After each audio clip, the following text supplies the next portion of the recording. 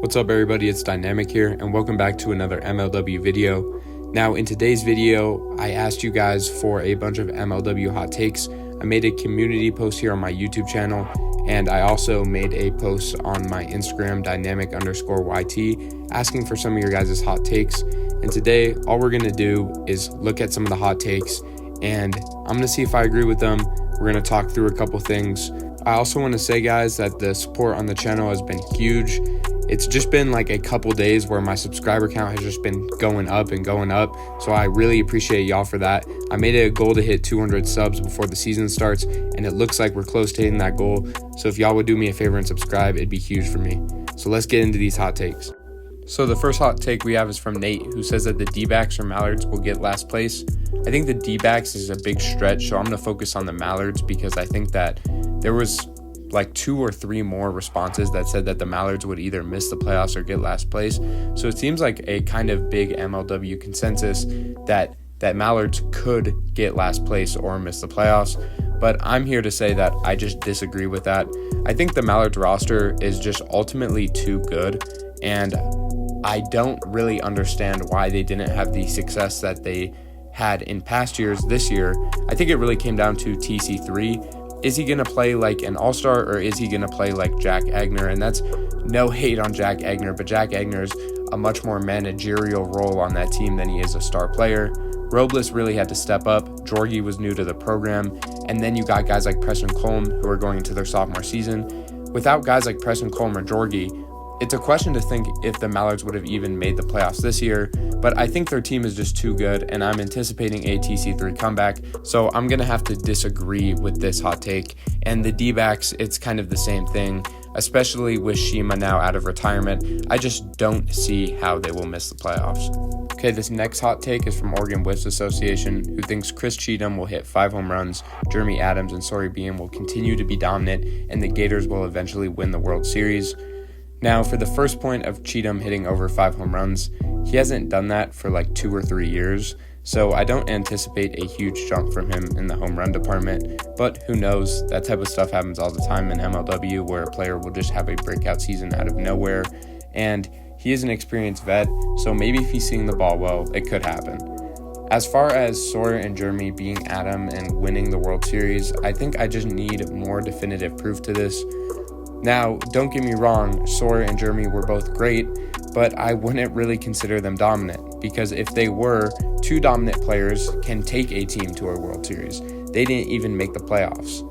And before you say anything about this, just look at the Magic last year. They had RJ, they had Grant, and those were really all the guys they need.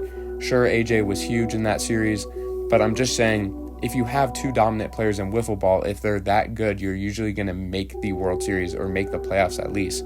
Since the Gators weren't really able to get it done, I don't think they will get it done next year either, but I do anticipate them making the playoffs. That seems like a realistic jump to me, especially if they hit on this draft pick. Our next hot take comes from Max, who came in with a lot of hot takes, but I want to focus on this third one right here, that Nick Saylor will bounce back and become an all-star. I feel like on this channel, especially this season, I haven't really had an opportunity to talk about Nick Saylor too much, so I figured this was a good opportunity. I actually want to agree with this take. I believe that this definitely could happen.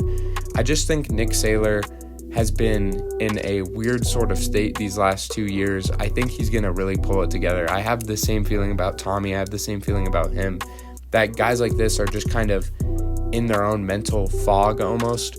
But I just feel like once Nick Saylor starts hitting better, he'll start fielding better, and the confidence will carry on after that. Okay, now for the Instagram hot takes. I told everyone on Instagram that I was going to leave this anonymous because I felt like it gave people a better chance to say what they wanted to say without having their name in the video, but I do kind of regret this because I think there's probably some people that would have wanted their Instagram account in the video, so maybe next time I will just show the account. But anyways, start with the first one. This person says that the MLW offseason should be only half as long to simulate the length of MLB season. I think I see what this person's trying to say. They're pretty much saying that there should be the majority of the year being the MLW season, and then the non-majority of the year should be the offseason, kind of like in MLB where there's usually games on all the time. As much as I like this, there's too many metrics to get into on this, especially with the editing that goes into it with Kyle, how many games to be played, scheduling, all of that. I would love this if it was a possibility, but I just don't think it's going to happen. It's an interesting idea though. Next, we had 2 entries that were both about the Cobras, so I figured I'd just lump them together. The first one is Drew Davis winning Cy Young, and the second one is Esh and Zerleg step up. The Cobras are the best hitting team in the league. Now, don't get me wrong, the Cobras have some good parts about their team that makes me think that they will be one of the best hitting teams, but also their situation that they're in right now kind of has me scratching my head a bit. Drew definitely has his work cut out for him when it comes to restructuring this roster for next year, especially with the Baranowski brothers retiring, with the pick that he has in this year's draft, and with all the newly acquired players from last year. So let's talk about it. I'm a huge fan of Esh, and that's no secret. I do think he will step up a lot, especially if he plays in more games. I like Drew. Do I think he'll be Cy Young? Probably not. It is an ambitious take though. Who knows? Maybe he could prove me wrong. I'd love to see it. But these 2 players are not good enough to get you where you need to be if you're the Cobras. You need players like Zerleg to step up, players like Flynn, and I'm not really the biggest fan of those 2 players. That's no secret to fans of the channel. But we will see how they do. I just think this team and talking about this team needs to be held up until they acquire all the players that they need, until I really see 1 or 2 series into the season, because the Cobras are such an interesting team this year, it could really go either way. Now, I have some more hot takes that I couldn't fit into the video, but I'll shoot off some rapid opinions about them. Ballman will be top 3 in Cy Young. I love this take. I definitely think it's possible. I'm a huge Ballman fan, so hopefully he can go out and do that. 2025 draft will be the most stacked. Now, I understand why you're saying this from a talent perspective. I can definitely agree that the 2025 draft is amazing and it should be a really good draft.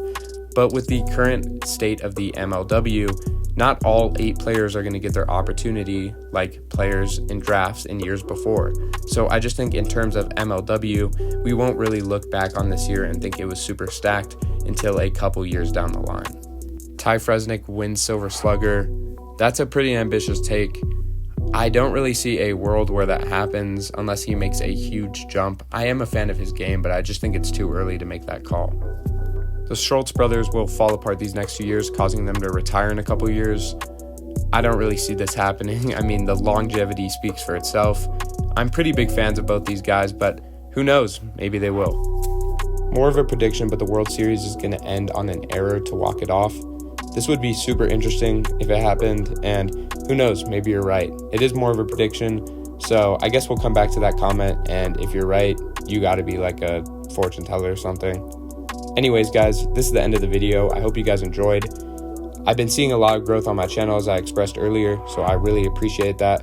But if you will, please subscribe, like, do everything y'all need to do, and I'll see y'all later. Peace.